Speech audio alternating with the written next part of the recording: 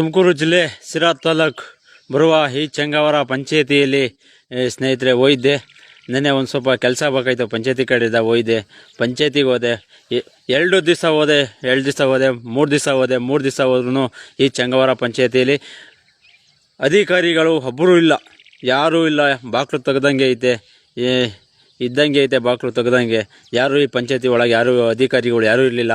ಹೋಗಿ ನೋಡಿದೆ, ಚಂಗಾವರ ಪಂಚಾಯತಿಯಲ್ಲಿ PDO ಇಲ್ಲ, ಅಧ್ಯಕ್ಷ ಇಲ್ಲ, ಸೆಕ್ರೆಟ್ರಿ ಇಲ್ಲ, ಬಿಲ್ ಕಲೆಕ್ಟರ್ ಇಲ್ಲ, ಅಟೆಂಡರ್ ಇಲ್ಲ, ಯಾರ್ಯಾರೂ ಇಲ್ಲ. ಬಾಕ್ಲು ತೆಗ್ದಂಗೆ ಐತೆ. ಈ ದಯವಿಟ್ಟು ಈಗಲೇ ಕೂಡಲೇ ಮೇಲಿನ ಅಧಿಕಾರಿಗಳು ಗಮನ ಹರಿಸಿ ಈ ಚಂಗಾವರ ಪಂಚಾಯತಿಗೆ ಒಂದು ಗಮನ ಹರಿಸಿ PDO ಸೆಕ್ರೆಟ್ರಿಗೆ ಎಲ್ಲರಿಗೂ ಒಂದು ಕ್ರಮ ತಗೋಬೇಕು ಅಂತ ನಾನು ಕೇಳ್ಕೊತಾ ಇದ್ದೀನಿ. ಈ ಚಂಗಾವರ ಪಂಚಾಯತಿ ಕೆಟ್ಟದಕ್ಕೆ ಮುದ್ದೆ ಇಲ್ಲ. ಬಡವರು ಕಷ್ಟ ಕೇಳಕ್ಕೆ ಹೋದರೆ ಅಲ್ಲಿ PDO ಸೆಕ್ರೆಟ್ರಿ ಯಾರೂ ಇರಲ್ಲ. ಅದಕ್ಕೆ ಈ ಮನವಿ ಈಗ ಚಂಗಾವರ ಪಂಚಾಯತಿಯಲ್ಲಿ ನಡೆಯುವ ಕಥೆ ಇದು.